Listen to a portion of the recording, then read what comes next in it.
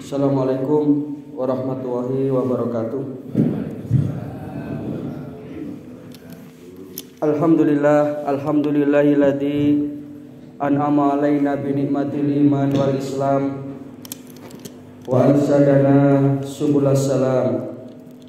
Asyhadu an la ilaha illallah wahdahu la syarikalah wa asyhadu anna Muhammadan abduhu wa rasuluhu sayyidil arabi wal ajam. Allahumma sholli wa sallim wa barik ala nabiyyina Muhammadin wa ala alihi wa sahbihi wa man tabi'ahum bi ihsanin ila yaumil qiyam. Amma ba'du, subhanaka la ilma lana illa ma 'allamtana innaka antal alimul hakim. Rabbi shrah li sadri wa yassir li amri wahlul 'uqdatam min lisani yafqahu qawli. Allahumma asbahna ala fitratil Islam wa ala kalimatil ikhlas wa ala dini nabiyyina Muhammadin sallallahu alaihi wasallam wa ala millati abina Ibrahim hanifan muslima wa ma kana minal musyrikin. Bapak Ibu hadirin jamaah salat subuh Masjid Al-Ikhlas rahimakumullah. Pertama, tentu mari kita bersyukur kehadirat Allah Subhanahu wa taala. Pada kesempatan ini kita masih bisa diringankan langkah kita, dilapangkan hati kita untuk mencintai kebaikan-kebaikan.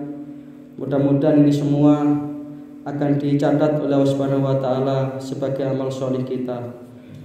Yang kedua, sholawat serta salam mudah-mudahan senantiasa terlimpah kepada junjungan kita, suri tauladan kita, uswatun hasanah kita, baginda Rasulullah sallallahu alaihi wasallam. Dan yang ketiga, sesuai dengan amanah yang diberikan kepada saya, setiap Ahad ketiga jadwal saya ngaji sampai surup, insya Allah sampai surup. Dan saya optimis diakhiri dengan sarapan.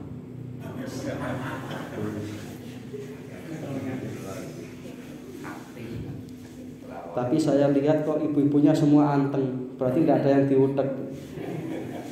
Tapi saya optimiskan bisa pesen, bisa pesen. Insya Allah, karena ini untuk keseimbangan, Pak.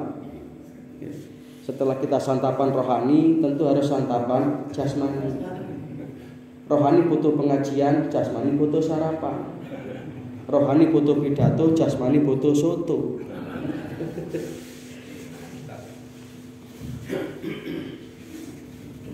Dan saya berharap napa ini kalau mikir ini lagi nggak poin enak belah. Paling tidak ada napa? Nggih kula saya matur suwun. Kula mboten kok rewel, tapi cek ngeten niki mangkane niku mboten kula video mek kula rekam suara karena pandangannya elek. Minimal ada apa? Atau pakai mic yang begini loh, Bang. Itu murah itu, cuma 250.000. Oh, tasik pedot.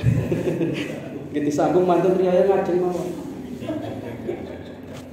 Bapak Ibu yang saya hormati, kita ngaji dengan tema tauhid. Nanti insya Allah ngaji kita ini bisa kitab, bisa bebas, tapi maknanya atau yang kita kaji temanya adalah tauhid. Karena tauhid ini penting. Panjenengan monggo ngaji fikih, ngaji tarikh atau ngaji apa saja, tetapi jangan lupa, dan ini selalu saya pesankan khususnya di masjid-masjid yang ada di Kepanjen ini, di antara agenda-agenda kajian rutin yang ada itu harus ada ngaji tauhid. Karena inilah kurikulum pertama dakwah Rasulullah Shallallahu alaihi wasallam. Di Rasulullah itu pertama kali berdakwah itu membawa misi tauhid. Ya ayuhan nasu ubudu rabbakumul ladzi khalaqakum.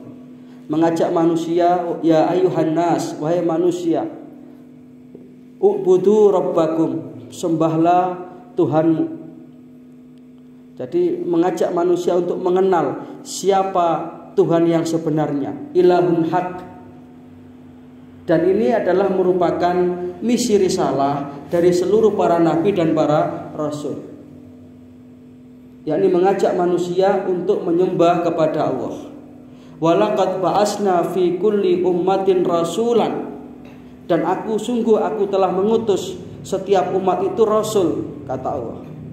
Yang tugas mereka yang utama ani abudullaha wajtanibut taghut, untuk mengajak manusia supaya menyembah kepada Allah dan sekaligus mereka menjauhi taghut. Siapa taghut? Segala sesuatu yang disembah yang selain Allah, itu namanya taghut.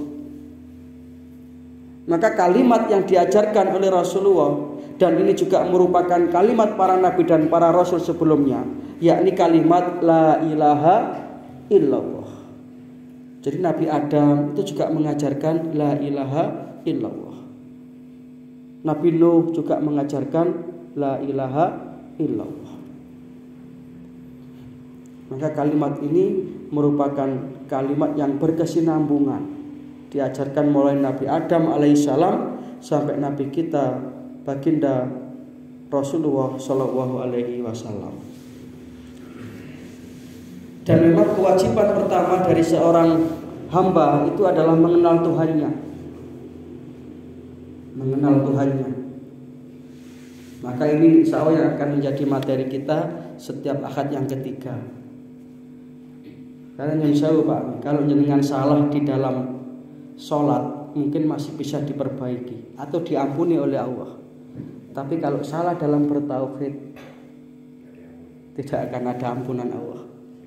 Innallaha la yaghfiru ay yushraka bihi wa yaghfiru ma duna dzalika liman yasha.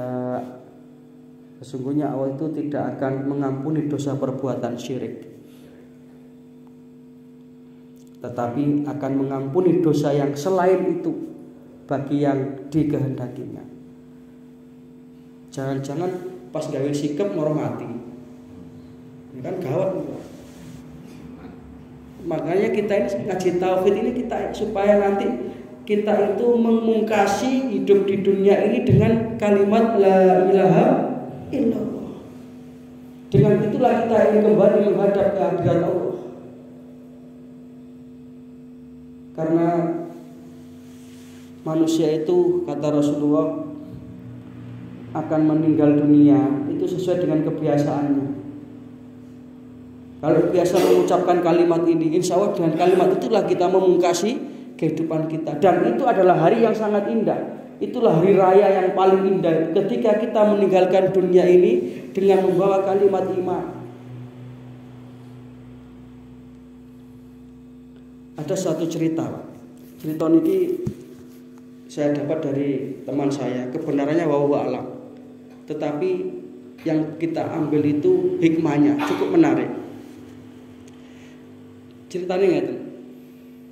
Ada seorang penjahit yang laris, mempunyai banyak langganan, sehingga di antara pelanggannya itu ada pejabat-pejabat, terus pokoknya tiang sugih-sugih ini. Satu ketika datanglah salah seorang pelanggannya yang merupakan seorang pejabat yang kaya raya. Kemudian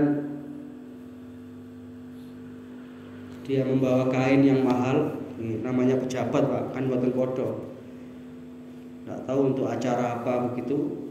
Kemudian seperti biasa setelah diukur, disepakati kapan mantunya Pak, nggih seminggu kas. Sesuai dengan kesepakatan, seminggu berikutnya datanglah si pejabat tadi untuk mengambil baju yang dia dandakan itu. Kenapa didandakan? Yang dia benakkan, nggih. Wis gak apa-apa pokoke paham lah karep entuk wis. Alhamdulillah niki wedang cair rada bertahan iki, alhamdulillah. Kok banyu putih 5/4 buyar. Ini berhubung niki wedang jahe nggih sampai jam 8 mboten napa-napa. Paling jenengan sing gak kuat. Ya terusno dhewe tak mulih aku. Akhirnya diambillah baju tadi itu. Pun mantun apa? Ampun niki monggo.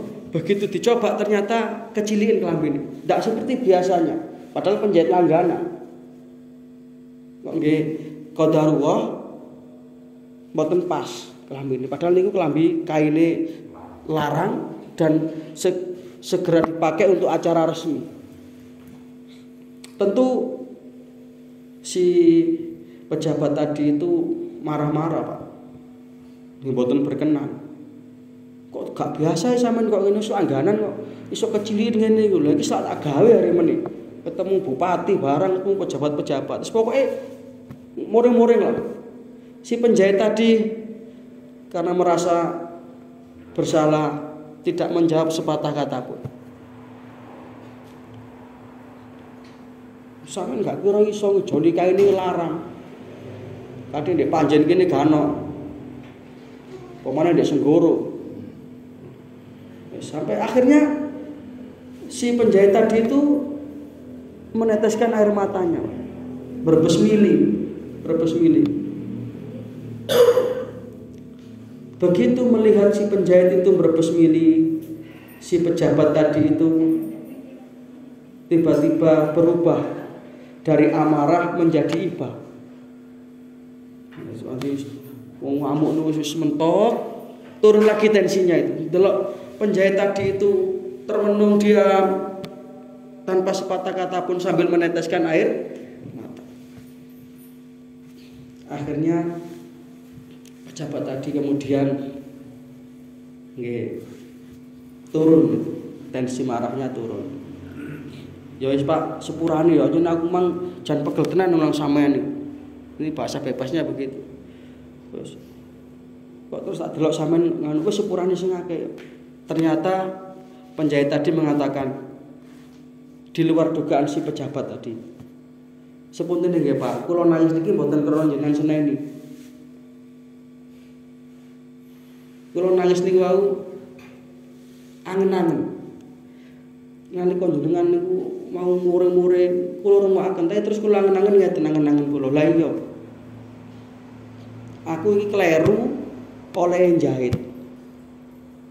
Kesempatan memperbaiki si ono. Sak larang-larane kain, aku sik iso tuku. Mau nyelengi mbok tak utangno dhisik. Kula tasih saged, Pak. Ngejoli kain jenengan. Ten mriki gano kula sik saged golek ten pundi-pundi. Kula enggak ada kanca penjahit niku kathah. Sing kula angen-angen ngeten lho. Ya apa umpama aku urip iki terus kleru olehku iman. Kleru olehku beragama. Apakah ada kesempatan memperbaiki diri? Ini kan bahaya. Lek keliru jahit teman pas perkara sepele nih. Lek kita mungkin sholat keliru, nah, tapi tetap wajib belajar gitu. Tapi umpama keliru, itu saya punya iman, masih ada harapan. Tapi kalau sudah keliru di dalam kita itu berakidah, keliru dalam berkeyakinan, ini yang akan menutup pintu ampunan dari Allah Subhanahu wa ta'ala. Innallaha la yaghfiru. Kan jelas dan tegas itu ayatnya. Ini alasan saya kenapa saya itu senang ngaji tauhid. Karena ini upaya kita untuk menguatkan. Dan tauhid itu kan umpama bangunan, itu kan pondasinya. Bangunan ini walaupun aksesorisnya itu mahal, semahal apapun, kalau pondasinya itu tidak kuat, gampang ambruk, Pak. Itulah makanya dalam satu ayat surat Al-Ankabut niku kalau monggo artinya. Surat Al-Ankabut surat ke berapa ini? Wonten sing apa lah? Surat ke-29.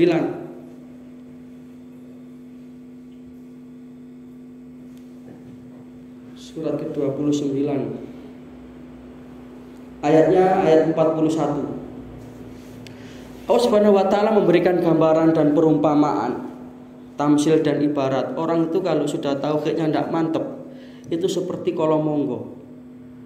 Kolomonggo itu bisa gaya omah dewe, koyok-koyok mandiri. Tapi omah paling rapun itu kolomonggo. Gak usah kena gempa bumi, sebel tok man rusak.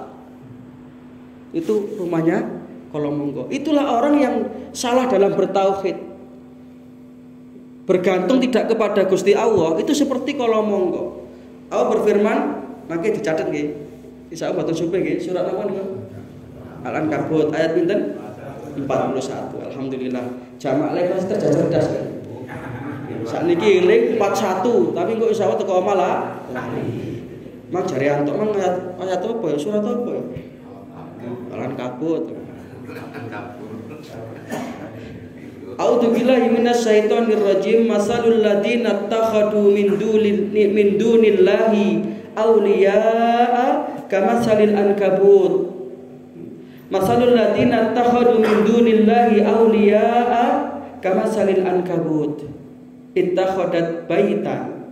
Perumpamaan orang-orang yang mengambil pelindung selain Allah adalah seperti laba-laba ittakhadat baitan, yang membuat rumah. Wa inna auhanal buyuti labaitul ankabut, dan sesungguhnya rumah yang paling lemah itu adalah rumahnya laba-laba. Laukanu ya'lamun, seandainya mereka itu mengetahui. Ketika kita dalam hidup ini kemudian mengandalkan kepandaian kita, itu berarti al-ankabut, laba-laba itu. Mengandalkan kekayaan, mengandalkan pangkat dan jabatan, itu berarti kita sedang bergantung kepada sesuatu yang lemah. Maka orang yang beriman, prinsip hidupnya itu Allahus Somad, hanya kepadamu ya Allah aku bergantung. Dan inilah yang akan menjadikan kita itu kuat. Kenapa sih Pak para nabi dan para rasul itu kok demikian tegarnya dalam menghadapi misi risalah yang berat itu? Ya karena bergantungnya kepada Allah itu beres. Kenapa sih Pak orang sekarang banyak yang sumpah? Pakai utangnya sumpah. Ya karena bergantungnya kepada kemampuannya sendiri. Tambah nggak ketemu Pak. Nggak ketemu.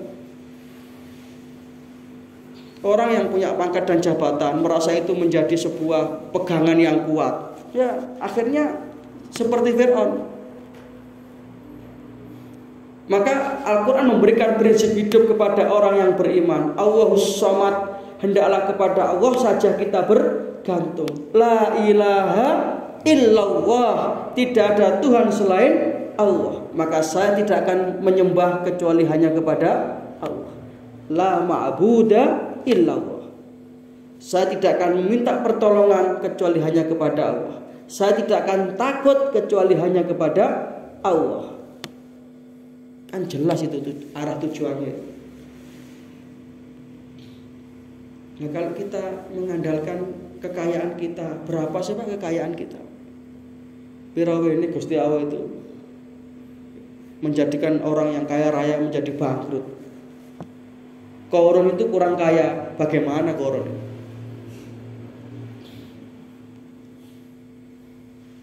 Jadi sampai diceritakan kunci gudangnya saja harus dipikul seekor onta. Sugih. Ditanya orang, "Anna laka hada ya korun?" Korun sampean iso sugih koyo ngono ya apa sih ceritane? Apa jawab korun? Hartaku adalah usahaku. Karena saya adalah seorang entrepreneur yang sukses. Saya pandai dalam memanage harta saya. Ternyata dalam waktu yang tidak lama, pirawe ini kali Gusti Allah diringkesi. Gitu. Selesai. Sampai akhirnya orang itu kalau menemu harta terpendam dinamakan harta karun. Karena korun ditenggelamkan hartanya itu oleh Allah. Kadang-kadang dengan kekayaan kita menyombongkan diri. Mas, berarti laba-laba itu. Kalau monggo. Maka kebergantungan kita di hadapan Allah, kita semakin melemahkan diri kita di hadapan Allah, maka akan semakin muncul kekuatan yang dahsyat dan luar biasa. Kemarin saya ceritakan, Nabi Ibrahim itu tidak tahu Pak. Tidak tahu kalau api itu bakal menjadi dingin, itu tidak tahu Nabi Ibrahim. Yang penting beliau hasbunallahu wa ni'mal wakilnya tidak putus. Dan Allah Subhanahu wa taala menyelamatkan dengan caranya sendiri. Allah tidak mengutus angin untuk memadamkan api, tidak menurunkan tiba-tiba hujan sehingga apinya padam. Walaupun semua itu Allah sangat mungkin, sangat bisa. Tapi apa yang yang terjadi, Allah memerintahkan kepada api supaya dingin. Ini ada rahasianya, Pak. Jadi ketika itu kan Nabi Ibrahim bisa selamat dengan beberapa opsi pilihan tuh. Kok niku wow, dengan hujan yang deras, moro-moro genini Namrud mati. Atau dengan angin yang besar tambah bara. Tapi morat-marit sehingga enggak jadi. Tapi kenapa caranya Allah menyelamatkan? Qul ya naru kuni bardan wa salaman ala Ibrahim. Ini supaya masyarakat yang menyaksikan itu tahu bahwa Allah Tuhannya Nabi Ibrahim itu adalah zat yang maha kuasa terhadap segala sesuatu. Lalu udan, lah jadi udan yang mesti air mati genine. Lah kena angin banter yang mesti air mati genine. Tapi kalau kemudian tidak ada hujan, tidak ada angin, Nabi Ibrahim masuk tidak terbakar seujung rambut pun. Ini rahasianya hasbunallahu wa ni'mal wakil. Nabi Nuh itu ketika membuat perahu tidak tahu Pak kalau akan terjadi hujan yang deras dan kemudian keluar mata air dari padang pasir, tidak akan menyangka. Pokoknya manut ngoten tok iki. Aku diperintah Gusti Allah manut ya sik kita lakoni. Hajar itu tidak ngerti kalau Ismail itu bisa menyepak-nyepak dengan mancal-mancal itu sehingga bisa mengeluarkan mata air yang sampai sekarang ribuan tahun tidak pernah. Hajar nek melayu-melayu tok itu baina Safa wal Marwah. Dari Safa ke Marwah, dari Marwah ke Safa. Dia tahu kalau di sana tidak ada Indomaret. Tapi Hajar itu dugi Safa ten Marwah mboten golek Indomaret, enggak ada Pak di sana. Soalnya Ismail kan nangis jaluk susu itu. Tangisan bayi yang kehausan itu dan kelaparan itu. Tapi itu dilakukan sebagai ikhtiar lahiriah, tetapi dengan kepasrahan yang total kepada Gusti Allah. Loh, ini prinsip hidup orang beriman. Boten keliru. Pasrah total tapi keliru, gak boleh nyambut gawe. Mulai mantun subuh ngaten iki sampai surut temriki terus sampai jam 8 sampai jam 09.00. Lho gak nyambut gawe ta? Gusti Allah sing ngatur rezeki. Nah terus ya napa carane? Moro teko dhuwur, moro mudhun dhuwit sak kebo ngoten ta. Ya tetap ikhtiar. Rasulullah itu bekerja, Pak. Rasul-rasul yang lain itu juga bekerja. Yang sunah fil aswaq, mereka ke pasar. Mereka bertransaksi jual beli. Apa ndak bisa Rasulullah di rumah saja kemudian tiba-tiba ada makanan datang? Sangat bisa. Di dalam Al-Quran satu-satunya yang tidak kemana-mana tapi ada rezeki itu hanya Maryam binti Imran, karena beliau perempuan suci. Ini kilo lek wis ten Gusti Allah niku tauhidnya mantep, hidup ini akan lapang, jembar dalan. Kita akan memandang hidup itu dengan penuh optimisme. Paham hati yang pergi optimisme? Dengan penuh semangat.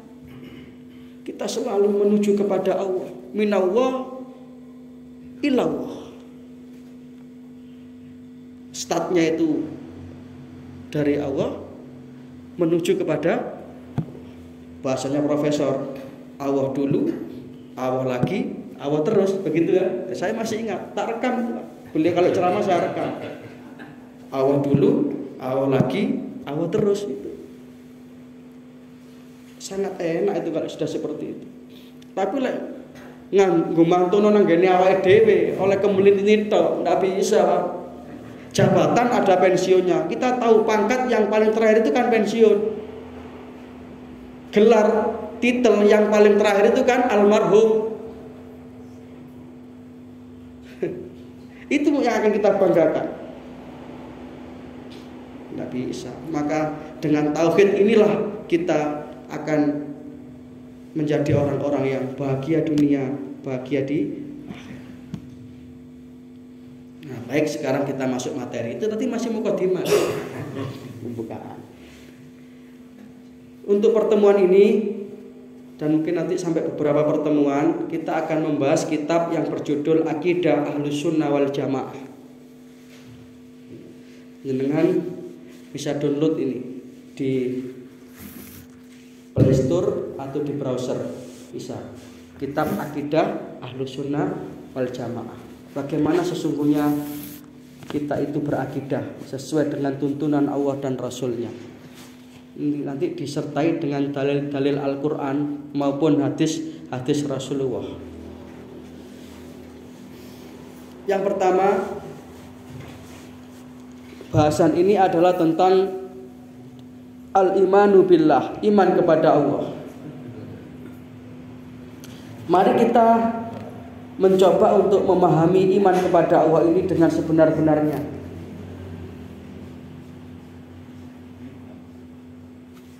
Maka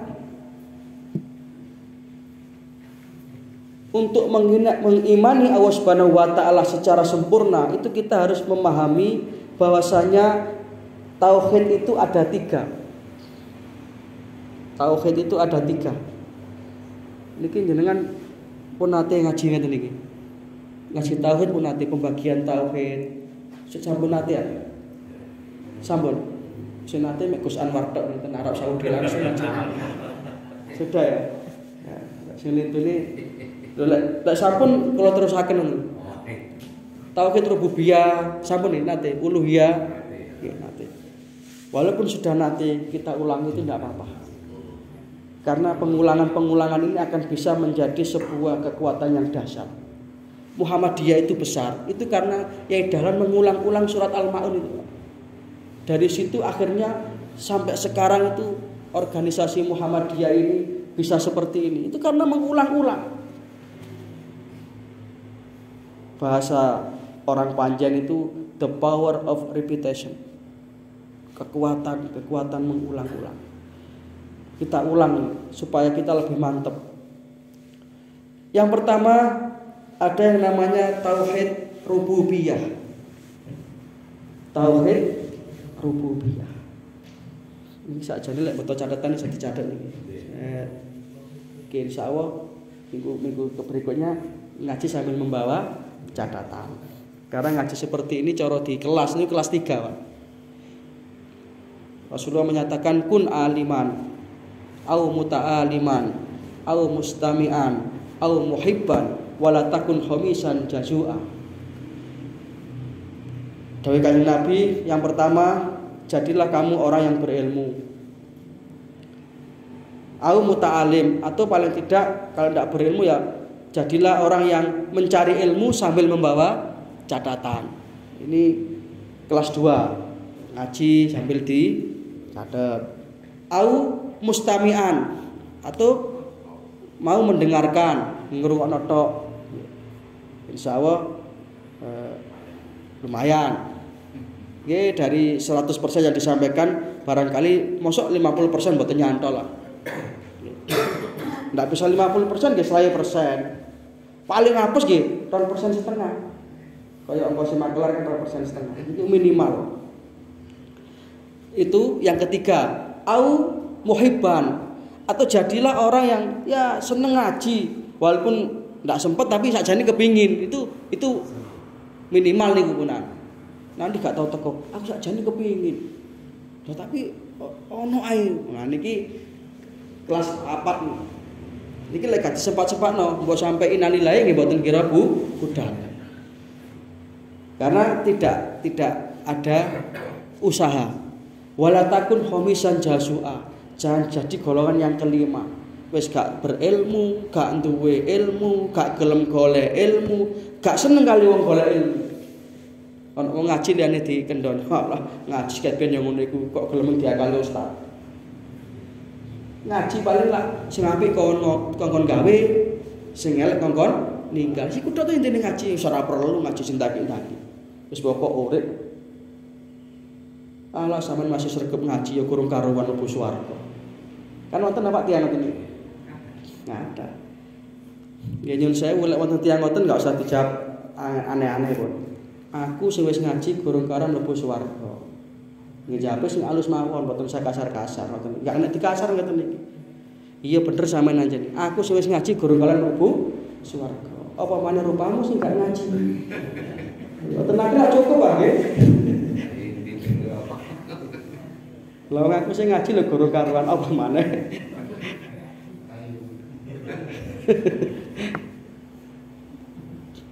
Itu tauhid rububiyah. Apa tauhid rububiyah? Keyakinan kita bahwa Allah lah satu-satunya pencipta, penguasa dan pengatur alam semesta. Jadi kalau ada pergantian malam dan siang, matahari demikian teraturnya, kemudian ya alam raya ini tertata dengan sedemikian rupa, itu tauhid rububiyah. Berarti Allah lah yang mengatur. Maka ini juga menunjukkan bahwa Allah itu betul-betul ada, wajibul wujud. Maka ketika kita melihat fenomena yang ada di alam raya ini, apapun yang kita lihat akan semakin memantapkan tauhid kita, semakin menunjukkan kebesaran kekuasaan Allah. Itulah makanya di dalam kajian tauhid ada kata-kata wa fi kulli syai'in lahu ayatun tadullu ala annahul wahid. Wa fi kulli syai'in, jangan apalagi nih, wa fi kulli syai'in lahu ayatun tadullu ala annahul wahid. Dalam setiap sesuatu yang terjadi, yang kita lihat, yang kita saksikan, ini semua di dalam itu ada ayat-ayat, tanda-tanda kebesaran kekuasaan Allah yang menunjukkan bahwa Allah itu satu. Mustahil Allah itu lebih dari satu. Ini tauhid rububiyah. Dan orang-orang kafir jahiliyah itu sudah punya tauhid rububiyah ini, Pak. Jadi orang jahiliyah itu kalau ditanya siapa pencipta langit, bumi dan matahari, mereka menjawab Allah. La yaquluna Allah, mereka menjawab Allah. Makanya ini saja belum cukup. Ada yang namanya tauhid uluhiyah. Artinya keyakinan kita bahwa Allah lah satu-satunya yang berhak disembah. Nah, ini loh. Jangan mencampurkan Gusti Allah dalam ibadah kita dengan apapun dan dengan siapapun. Ini yang dilakukan oleh orang jahiliyah. Mereka menyembah berhala, patung-patung yang di sekeliling Ka'bah itu, yang kurang lebih ada 360 berhala itu. Yang paling besar ada namanya Lata, Uzza, Manat, Hubal. Itu ketika mereka ditanya, kenapa kamu kok menyembah patung-patung itu? Katanya, kamu yakin bahwa Allah yang mencipta? Illa liyuqaribuna ilallah. Jawaban mereka begitu. Aku hanya menjadikan patung ini sebagai upaya mendekatkan diriku kepada Allah. Itu aja tidak boleh, Pak. Wasilah. Memang ini tauhid uluhiyah. Maka rububiyahnya mantap, uluhiyahnya juga harus dimantapkan. Bahwa la ma'buda illallah. Tidak ada yang kita sembah yang selain Gusti Allah. Ini kalau kita mau tauhid kita bersih, Pak. Ya, Allah itu tidak butuh perantara, tidak butuh wasilah. Dasarnya surat Al-Baqarah ayat 180. Pinten nggih. Al-Baqarah surat kedua. Ayatnya 186. Walaupun asal pinten surat apa wawon pertama? Al-Ankabut ayat 40. Terus ini surat Al-Baqarah ayat 186. Ini ayat yang menunjukkan bahwa Allah itu sangat dekat kepada hambanya. A'udzubillahi minasyaitonirrajim. Suruh jam pinten? Jam 5 setengah 9 ya.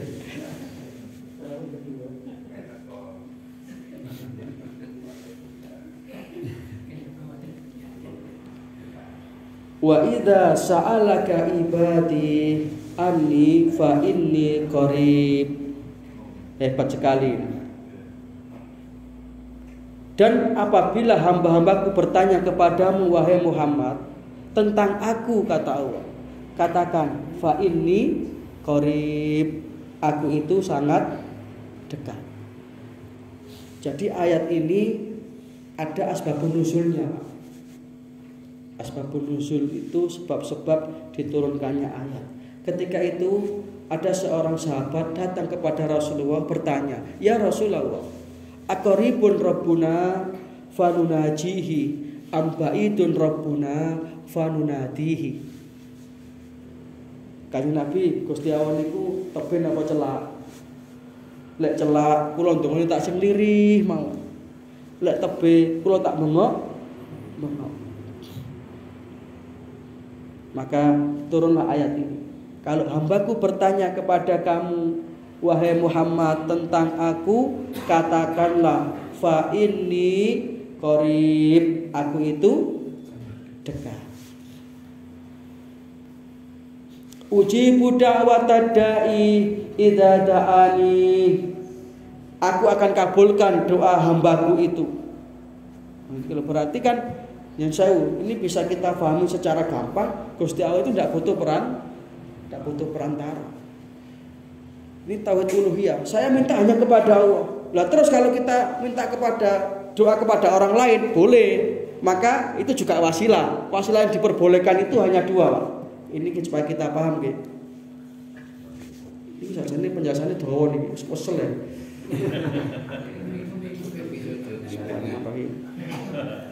Ini ngotul disemanggakno mah tak kira mang hiasan tok ngoten meneng ae. Jadi wasilah yang diperbolehkan secara syariat itu hanya dua, Pak. Satu, kepada orang yang masih hidup itu bisa. Aku tolong dongakno ya. Ayo sedonga dinonga, itu kan perantara. Boleh. Yang kedua, kepada amal soleh yang ia lakukan. Dasarnya adalah hadis panjang tentang cerita, yang hadis ini terkenal dengan hadis Ashabul Ghar. Jadi kalau dalam Al-Quran itu ada surat Kahfi yang menceritakan tentang Ashabul Kahfi. Dalam hadis itu ada Ashabul Ghar, sama tentang penghuni gua. Kalau Ashabul Kahfi itu menceritakan pemuda yang tidur di dalam gua selama 103 atau 106 tahun itu. Moro-moro melek, duwe wis gak payu. Wis ganti presiden moro-moro. 100 tahun itu men periode. Tas izin Allah. Lah di dalam hadis ada Ashabul Ghar, ada kisah tiga orang ya yang terjebak di dalam gua itu. Terjebak, tiba-tiba batu besar itu menutup pintu gua, sehingga terjebaklah 3 orang ini di dalam gua.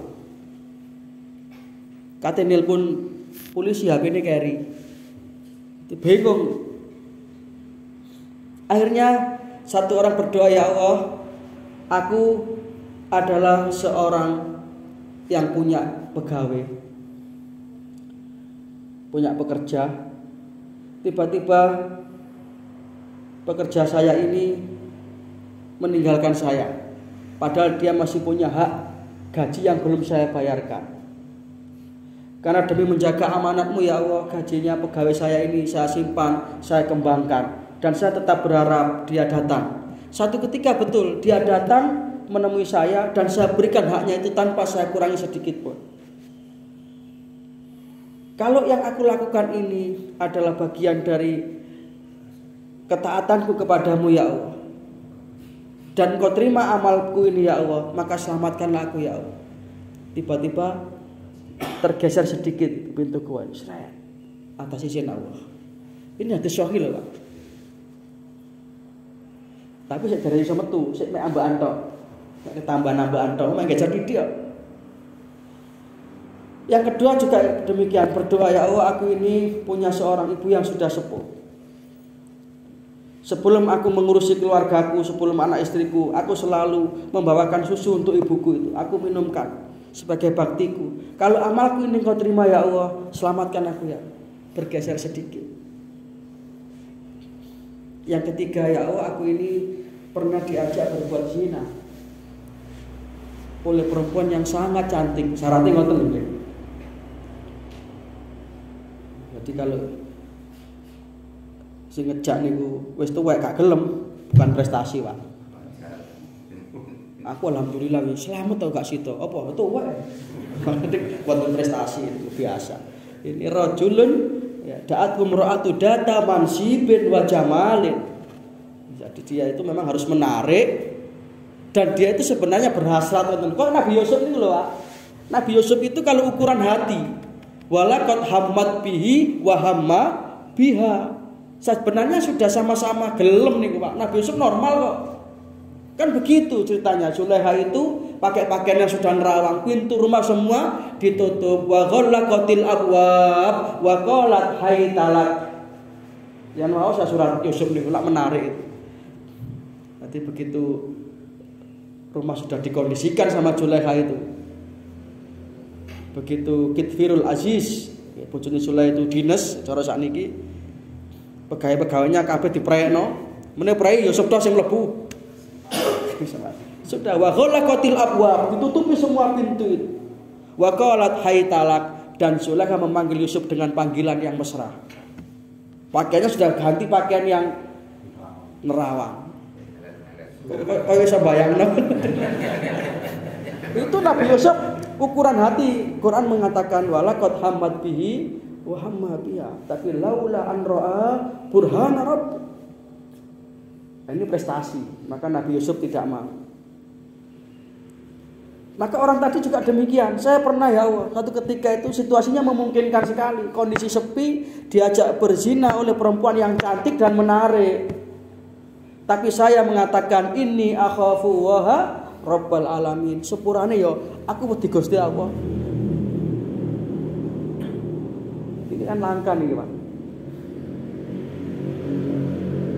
Nah, kalau upayaku menjaga kehormatan itu engkau kabulkan ya Allah, engkau terima ya Allah, maka selamatkan kami ya Allah. Maka tiba-tiba terpecahlah pintu gua.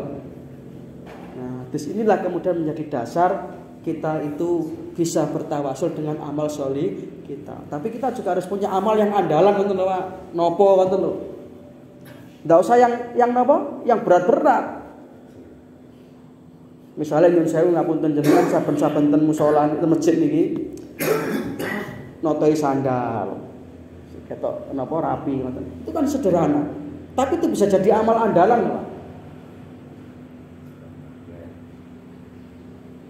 Lah terus terjebak ngoten katen ndonga nggih amal andalanku apa itu? Gusti. Kula enggak ada amal napa nggih Gusti nggih. Kangelan katen ndonga ngoten berhasil pada amal perbuatan sendiri. Hilal itu terompahnya masuk surga lebih dulu. Karena amalan apa yang beliau andalkan? Dan beliau enggak sengaja itu, bos pokoknya dilampahi mawon. Nabi yang bertanya, Bilal, amalanmu itu apa Bilal? Kok saya mendengar suara terompahmu di surga? Napa ya kanjeng Nabi? Kula niku nggih biasa mawon kanjeng Nabi. Tapi sing jelas kanjeng Nabi, saben-saben mantun wudu, kula niku mesti mboten nate ngelewataken salat sunah 2 rakaat. Itu yang kemudian kita kenal dengan salat sunah syukrul wudu. Itu amal andalan. Napa andalan sampean kula saben-saben pengajian mesti nata piring. Lho niku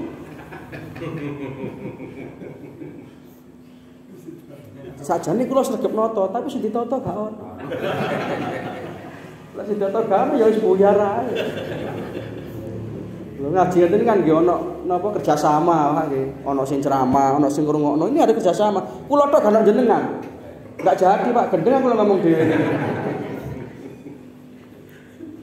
Ono sing ngrungokno, ono sing ceramah, ono sing gawe wedang, ono sing nyepakno panganan.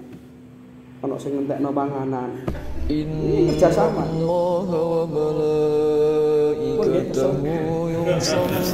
Mungkin itu aja Bapak Ibu apa yang bisa kita bahas.